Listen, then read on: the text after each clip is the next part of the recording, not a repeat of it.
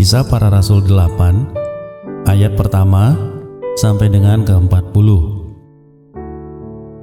Penganiayaan terhadap jemaat di Yerusalem. Saulus juga setuju bahwa Stefanus mati dibunuh. Pada waktu itu mulailah penganiayaan yang hebat terhadap jemaat di Yerusalem. Mereka semua kecuali rasul-rasul tersebar ke seluruh daerah Yudea dan Samaria. Orang-orang saleh menguburkan mayat Stefanus serta meratapinya dengan sangat, tetapi Saulus berusaha membinasakan jemaat itu, dan ia memasuki rumah demi rumah dan menyeret laki-laki dan perempuan keluar dan menyerahkan mereka untuk dimasukkan ke dalam penjara. Mereka yang tersebar itu menjelajah seluruh negeri itu sambil memberitakan Injil. Dan Filipus pergi ke suatu kota di Samaria dan memberitakan Mesias kepada orang-orang itu.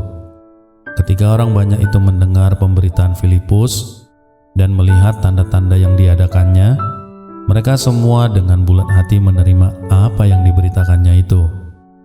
Sebab dari banyak orang yang kerasukan roh jahat, keluarlah roh-roh itu sambil berseru dengan suara keras. Dan banyak juga orang lumpuh dan orang timpang yang disembuhkan. Maka sangat besar sukacita dalam kota itu. Seorang yang bernama Simon telah sejak dahulu melakukan sihir di kota itu dan mentakjubkan rakyat Samaria, serta berlagak seolah-olah ia seorang yang sangat penting. Semua orang, besar kecil, mengikuti dia dan berkata, "Orang ini adalah kuasa Allah yang terkenal sebagai kuasa besar," dan mereka mengikutinya karena sudah lama ia mentakjubkan mereka oleh perbuatan sihirnya.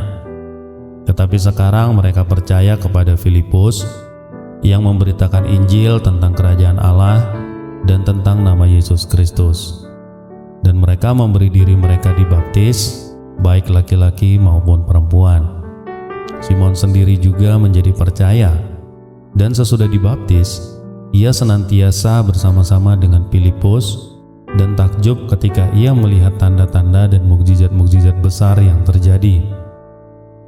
Ketika rasul-rasul di Yerusalem mendengar bahwa tanah Samaria telah menerima firman Allah, mereka mengutus Petrus dan Yohanes ke situ. Setibanya di situ, kedua rasul itu berdoa supaya orang-orang Samaria itu beroleh Roh Kudus, sebab Roh Kudus belum turun di atas seorang pun di antara mereka, karena mereka hanya dibaptis dalam nama Tuhan Yesus. Kemudian keduanya menumpangkan tangan di atas mereka, lalu mereka menerima Roh Kudus. Ketika Simon melihat bahwa pemberian Roh Kudus itu terjadi oleh karena rasul-rasul itu menumpangkan tangannya, ia menawarkan uang kepada mereka serta berkata, "Berikanlah juga kepadaku kuasa itu, supaya jika aku menumpangkan tanganku di atas seseorang, ia boleh menerima Roh Kudus." Tetapi Petrus berkata kepadanya, "Binasalah kiranya uangmu itu bersama dengan engkau, karena engkau menyangka bahwa engkau dapat membeli karunia Allah dengan uang. Tidak ada bagian atau hakmu dalam perkara ini, sebab hatimu tidak lurus di hadapan Allah. Jadi bertobatlah dari kejahatanmu ini, dan berdoalah kepada Tuhan supaya ia mengampuni niat hatimu ini. Sebab kulihat bahwa hatimu telah seperti empedu yang pahit dan terjerat dalam kejahatan." Jawab Simon, "Hendaklah kamu berdoa untuk aku kepada Tuhan, supaya kepadaku jangan terjadi kiranya segala apa yang telah kamu katakan itu." Setelah keduanya bersaksi dan memberitakan firman Tuhan, kembalilah mereka ke Yerusalem, dan dalam perjalanannya itu mereka memberitakan Injil dalam banyak kampung di Samaria. Kemudian berkatalah seorang malaikat Tuhan kepada Filipus, katanya, "Bangunlah dan berangkatlah ke sebelah selatan, menurut jalan yang turun dari Yerusalem ke Gaza. Jalan itu jalan yang sunyi." Lalu berangkatlah Filipus, adalah seorang Etiopia, seorang Sida-sida, pembesar dan kepala perbendaharaan Sri Kandake, ratu negeri Etiopia, yang pergi ke Yerusalem untuk beribadah.